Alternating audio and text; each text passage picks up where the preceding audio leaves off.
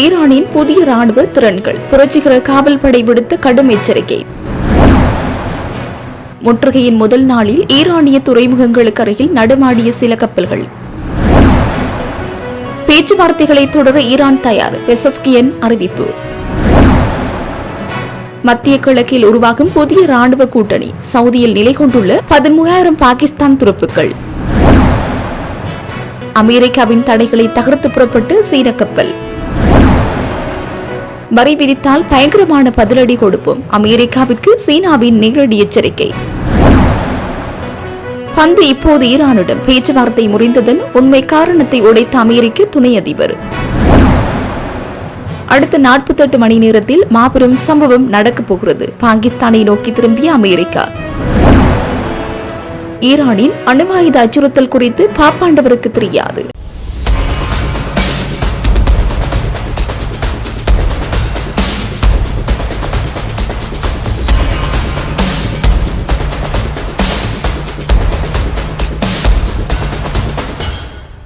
Iran மீதான போர் தொடருமானால் தங்களின் புதிய ராணுவ திறன்கள் எதிரிகளை நிலைகுலைய செய்யும் என்று புரட்சிகர காவல்படை எச்சரிக்கை விடுத்துள்ளது. இதுகுறித்து கருத்து தெரிவித்துள்ள அந்த படையின் செய்தி தொடர்பாளர் ஜெனரல் ஹோஷன் மொஹபி, ஈரான் தன்னிடமுள்ள பல மேம்பட்ட ராணுவ திறன்களை இன்னும் வெளிப்படுத்தவில்லை என்று அவர் குறிப்பிட்டுள்ளார். எனவே போர் நீடித்தால் எதிரிகளால் கற்பனை கூட செய்து பார்க்க முடியாத அளவிலான புதிய ஆயுதங்கள் மற்றும் தொழில்நுட்பங்களை ஈரான் வெளிப்படுத்தும் என்றும் அவர் எச்சரித்துள்ளார். எதிரிகள் இதுவரை எதிர்கொள்ளாத புதிய போர் முறைகளை ஈரான் கையாள தயாராக இருப்பதாகவும் அத்தகைய நவீன அணுகுமுறைகளை சமாளிக்கும் திறன் எதிரி நாடுகளுக்கு இருக்காது என்றும் அவர் திட்டவட்டமாக தெரிவித்துள்ளார். வளைகுடா பிராந்தியத்தில் பதற்றம் அதிகரித்து வரும் நிலையில் ஈரானின் இந்த ராணுவ எச்சரிக்கை சர்வதேச அளவில் பெரும் பரபரப்பை ஏற்படுத்தியுள்ளமை குறிப்பிடத்தக்கது. அமெரிக்கா அறிவித்த முற்றுகையின் முதல் முழு நாளில் பாரசீக வளைகுடா மற்றும் ஓமான் வளைகுடாவில் உள்ள ஈரானிய துறைமுகங்களுக்குள்ளேயும் வெளியேயும் குறைந்த அளவிலேயே கப்பல் போக்குவரத்து நடைபெறுவதாக கப்பல் கண்காணிப்பு தரவுகள் தெரிவித்துள்ளன. ஹோர்முஸ் நீரிணை வழியாக கப்பல் போக்குவரத்தும் கடுமையாக கட்டுப்படுத்தப்பட்டுள்ளது. கடந்த 24 மணி நேரத்தில் ஒரு சில எரிபொருள் கப்பல்கள் மற்றும் மொத்த சரக்கு கப்பல்கள் மட்டுமே அந்த நீர்வழியை கடந்து சென்றதாக கூறப்படுகிறது. இதன்படி போக்குவரத்து நடவடிக்கைகள் தொடர்ந்தாலும் அவை கட்டுப்படுத்தப்பட்டதாகவும் சீரற்றதாகவும் உள்ளன என்றும் கூறப்பட்டுள்ளது. மரைன் டிராபிக் தரவுகளின்படி செவ்வாய்க்கிழமை அதிகாலையில் சீனாவிற்கு சொந்தமான ரிச் டாரிக் என்ற ஒரு எண்ணெய் கப்பல் ஹோர்முஸ் நீரிணையை கடந்து சென்றதாக தெரிவிக்கப்படுகிறது. ரிச் டாரிக் கப்பலானது ஷாங்காய் சுவான்டன் ஷிப்பிங் கோ லிமிடெட் நிறுவனத்துடன் தொடர்புடைய புல்ஸ்டார் ஷிப்பிங் லிமிடெட் நிறுவனத்திற்கு சொந்தமானது. மேலும் அதன் ஈரான் தொடர்புகள் காரணமாக 2023 முதல் அமெரிக்காவால் தடை செய்யப்பட்டுள்ளது. இதன்படி அமெரிக்க கடற்படை முற்றுகை எவ்வாறு நடைமுறைப்படுத்தப்படும் என்பது இன்னும் உறுதியாக தெரியவில்லை. வெளிச்செல்லும் போக்குவரத்திற்கான நடைமுறை எளிமையாக இருக்கும் என்றும், ஆனால் உள்வரும் கப்பல்களுக்கும் ஏமாற்றும் நிபந்தனைகளின் கீழ் இயங்குபவர்களுக்கும் இது மிகவும் சிக்கலானதாக இருக்கும் என்றும் எதிர்பார்க்கப்படுகிறது. கப்பல் கண்காணிப்பு தரவுகள் கூறியுள்ளன. அமைதி பேச்சுவார்த்தைகளை தொடர ஈரான் தயாராக இருப்பதாகவும், தர்க்க ரீதியான விவாதங்கள் மற்றும் ராஜதந்திர சிக்கல்களை தீர்ப்பதற்கான தங்களின் விருப்பமான வழி என்று அந்நாட்டின் ஜனாதிபதி மசூத் பெசஸ்கியன் தெரிவித்துள்ளார். பிரான்ஸ் ஜனாதிபதி இமானுவேல் மேக்ரோனுடன் நடத்திய உரையாடலின் போது அவர் இதனை குறிப்பிட்டுள்ளார். அச்சுறுத்தல்கள், அழுத்தங்கள் மற்றும் ராணுவ நடவடிக்கைகள் எதற்கும் உதவாது என்று குறிப்பிட்ட அவர், இத்தகைய போக்குகள் அமெரிக்கா தானாகவே உருவாக்கிக் கொண்ட சிக்கல்களை மேலும் மோசமாக்கும் என்றும் எச்சரித்துள்ளார். மேலும் சர்வதேச சட்டங்கள் மற்றும் விதிமுறைகள் அமெரிக்கா முறையாக பின்பற்றுவதற்கு ஐரோப்பிய நாடுகள் அழுத்தம் கொடுக்க வேண்டும் என்றும் பெசஸ்கியன் மெக்ரானிடம் வலியுறுத்தியுள்ளார். வளைகுடா பிராந்தியத்தில் பதற்றம் அதிகரித்துள்ள சூழலில் அமைதியை நிலைநாட்ட ராஜதந்திர முயற்சிகளுக்கு ஈரான் முன்னுரிமை அளிப்பதே பெசஸ்கியனின் இந்த கருத்துக்கள் பிரதிபலிக்கின்றன. அதே நேரத்தில் தங்களுக்கு எதிரான பொருளாதார மற்றும் ராணுவ அழுத்தங்கள் ஆக்கப்பூர்வமான தீர்வுக்கு வழிவகுக்காது என்பதையும் அவர் தெளிவுபடுத்தியுள்ளமை குறிப்பிடத்தக்கது. வளைகுடா பிராந்தியத்தில் பாதுகாப்பு சூழ்நிலை தீவிரமடைந்து வரும் நிலையில் சவுதி அரேபியா மற்றும் பாகிஸ்தான் இடையிலான ராணுவ கூட்டாண்மை அடுத்த கட்டத்திற்கு நகரும் வாய்ப்பு அதிகரித்துள்ளதாக சர்வதேச ஆய்வாளர்கள் மதிப்பிடுகின்றனர். சுமார் 13,000 பாகிஸ்தான் வீரர்கள் மற்றும் போர் விமானங்கள் சவுதி அரேபியாவில் நிலைநிறுத்தப்பட்டிருந்தது. வரும் பாதுகாப்பு ஒத்துழைப்பை விட அதிகமான மூலோபாய நோக்கத்தை காட்டுகிறது. இது எதிர்காலத்தில் ஈரானுடன் உருவாக்கக்கூடிய நேரடி அல்லது மறைமுக மோதல்களுக்கு முன் தயாரிப்பாக இருக்கலாம் என கருதப்படுகின்றது. மத்திய கிழக்கு பிராந்தியத்தில் ஏற்கனவே அதிகரித்து வரும் பதற்றம், குறிப்பாக அமெரிக்க தளங்கள் மீது நடத்தப்பட்ட தாக்குதல்கள் மற்றும் அதனைத் தொடர்ந்து நடந்த பாதுகாப்பு நடவடிக்கைகள் பெரிய அளவிலான பிராந்திய போருக்கான வாய்ப்புகளை உயர்த்தியுள்ளது. இந்த சூழலில் பாகிஸ்தானின் ராணுவ ஆதரவு, சவுதி அரேபியாவின் பாதுகாப்பை மட்டுமில்லாமல் அதன் தாக்குதல் திறனையும் மறைமுகமாக வலுப்படுத்தும் வகையில் அமையலாம். சர்வதேச ராஜதந்திர வட்டாரங்கள் அதன் முன்னேற்றம், அமெரிக்க மற்றும் அதன் கூட்டாளிகள் மேலும் ஈரான் ஆகியவற்றுக்கு இடையான மோதல்களை மேலும் தீவிரப்படுத்தும் அபாயத்தை ஏற்படுத்தும் என எச்சரிக்கின்றன. மேலும் பாகிஸ்தான் சவுதி பாதுகாப்பு ஒப்பந்தத்தின் ஒரு நாட்டின் மீது தாக்குதல் மற்றும் ஒரு நாட்டின் மீதான தாக்குதல் என்ற விதி செயல்படுத்தப்படும் சூழ்நிலை உருவானால் இது முழுமையான பிராந்திய போருக்கு வழிவகுக்கும் என்று கவலைகள் எழுந்துள்ளன.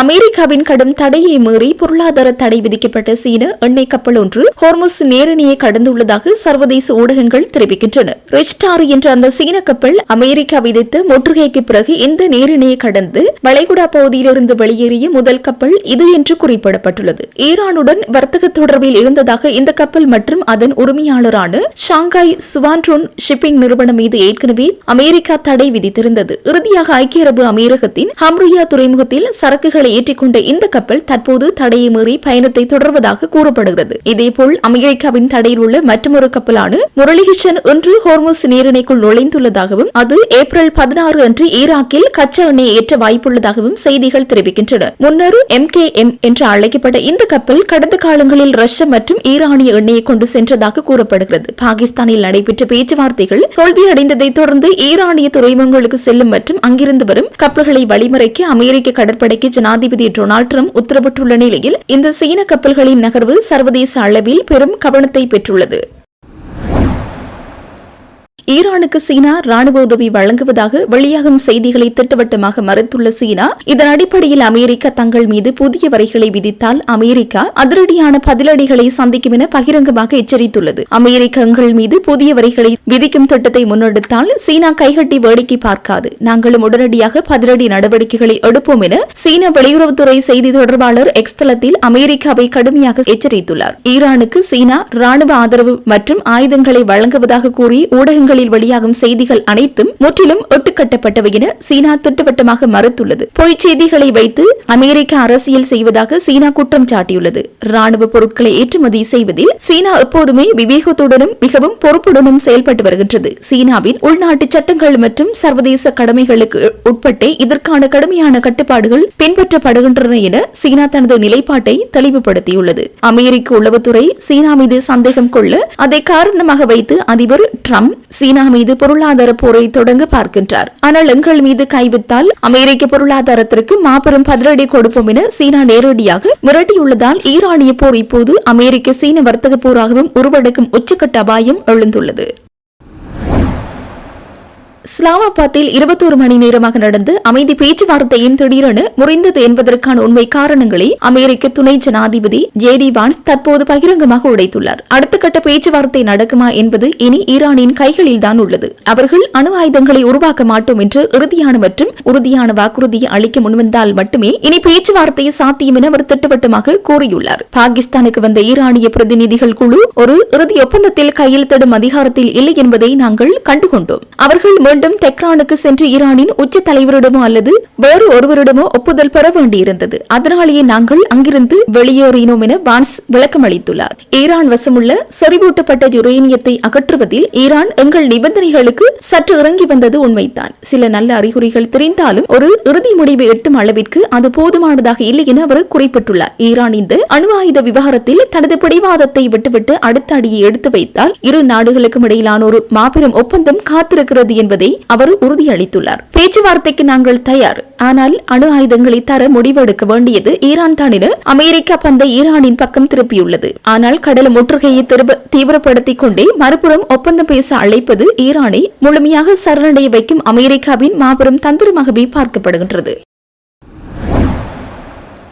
இஸ்லாமாபாத் பேச்சுவார்த்தை படுதோல்வி அடைந்துவிட்டது. இனி நடுக்கடலில் தான் போர் என உலகமே பதற்றத்தில் இருந்த வேளையில் அடுத்த 2 நாட்களில் பாகிஸ்தானில் ஏதோ நடக்கப் போகிறது என அதிபர் டொனால்ட் ட்ரம்ப் தற்போது ஒரு மாபெரும் ரகசியத்தை உடைத்துள்ளார். பாகிஸ்தானின் இஸ்லாமாபாத்தில் முகாமிட்டுள்ள நியூயார்க் போஸ்ட் செய்தியாளர்களிடம் பேசிய ட்ரம்ப், நீங்கள் அங்கேயே இருங்கள், ஏனென்றால் அடுத்த 2 நாட்களில் அங்கு ஏதோ நடக்கப் போகிறது என அமெரிக்கா மற்றும் ஈரான் இடையிலான அமைதி பேச்சுவார்த்தை மீண்டும் உயிர் பெறுவதை மிக சூசகமாக தெரிவித்துள்ளார். பேச்சுவார்த்தைகளை ஒருங்கிணைப்பதில் பாகிஸ்தான் மிக முக்கிய பங்காற்றி வருவதை உறுதி செய்துள்ள Trump Pakistan field marshal general Asim முனீரை அவர் மிக சிறப்பாக செயற்படுகின்றார், அவர் ஒரு அற்புதமான மனிதர் என புகழ்ந்து தள்ளியுள்ளார். பேச்சுவார்த்தைகளை சுவிட்சர்லாந்தின் ஜெனீவா நகருக்கு மாற்றலாம் என பல தரப்பிலும் ஆலோசனைகள் முன்வைக்கப்பட்டுள்ள நிலையில் இந்த விவகாரத்திற்கும் சுவிட்சர்லாந்திற்கும் என்ன சம்பந்தமே இல்லாத ஒரு நாட்டிற்கு நாம் ஏன் செல்ல வேண்டும் என கூறி ஜெனீவாவை ட்ரம்ப் அதிரடியாக நிராகரித்துள்ளார்.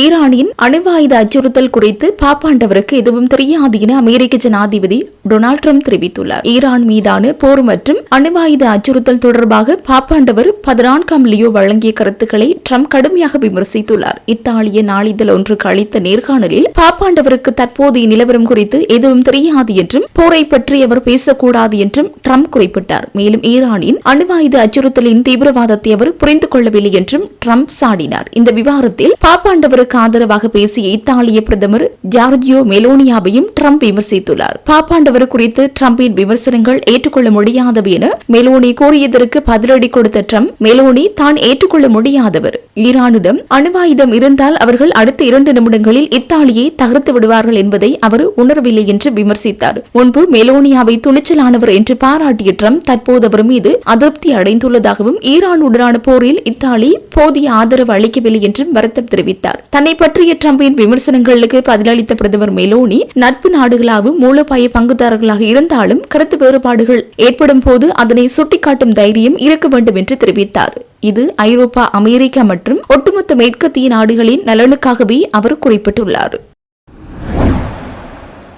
சீன ஜனாதிபதி ஷி ஜின்பிங் மத்திய கிழக்கு பிராந்தியத்தில் அமைதி மற்றும் ஸ்திரத்தன்மையை மேம்படுத்துவதற்கான 4 அம்ச திட்டத்தை முன்வைத்துள்ளதாக சர்வதேச ஊடகங்கள் தெரிவிக்கின்றன.